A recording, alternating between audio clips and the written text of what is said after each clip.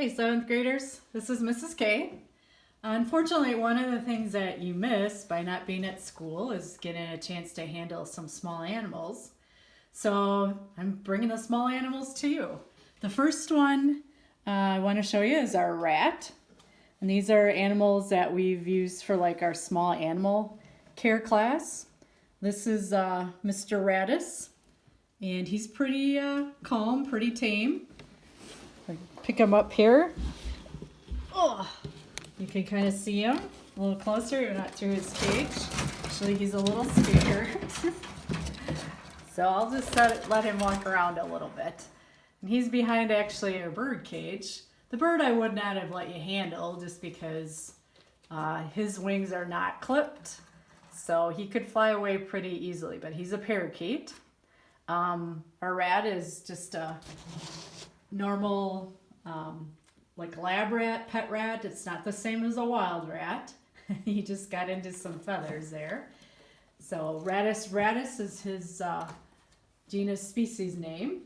Then we move over. This is our guinea pig. This is Squeaky. You can see Squeaky. She just a typical guinea pig, long-haired. You can get different colors, different types of hair on them. She's fairly tame. She gets a little squeamish, but she doesn't mind being held. Okay, you can see their food dishes. She eats a pellet. All the animals have water. The bird has some seeds. The rat has kind of a mixture of pellets and seeds. Then down here we have Rabbit. And this is Thumper. Thumper's probably about 5 years old now.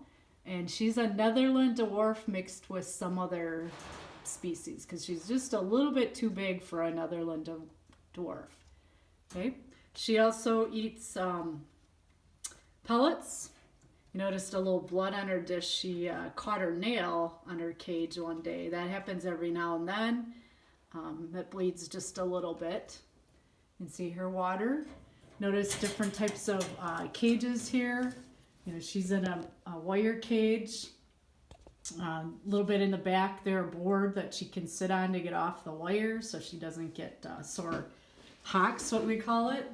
We have an aquarium for the rat, bird cage, and then just another type of wire cage, but plastic base for the guinea pig.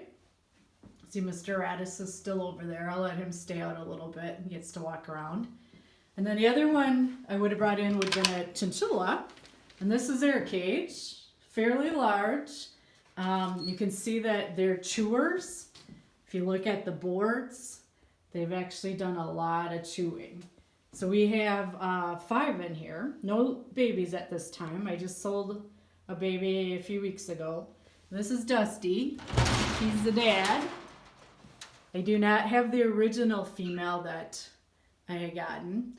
And then we have 3 gray females and 1 white one. The white is a little bit more rare. You don't get those a lot of times when breeding. You get the gray, which are the common ones. So these are called chinchillas. Very, very soft.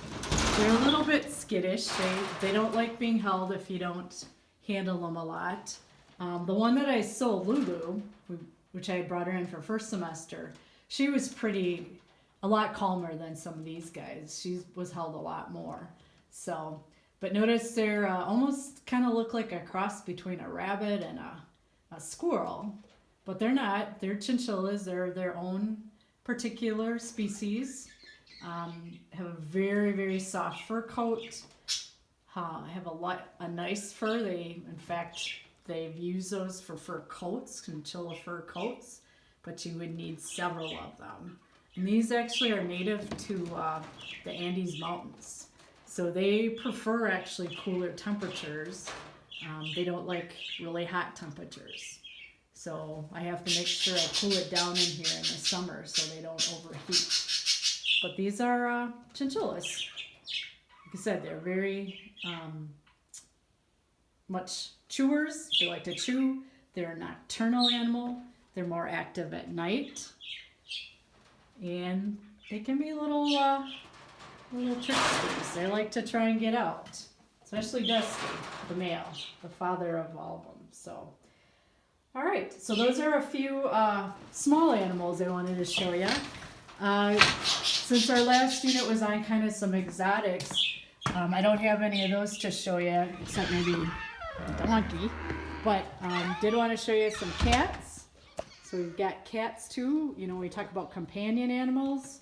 Whole other area of agriculture. People that raise companion animals for like pet stores. These are our kitties. Notice all from one litter except for this one, Sparky. She's got a different mama and different dad, but we've got a couple of calicos. This is the mama of them.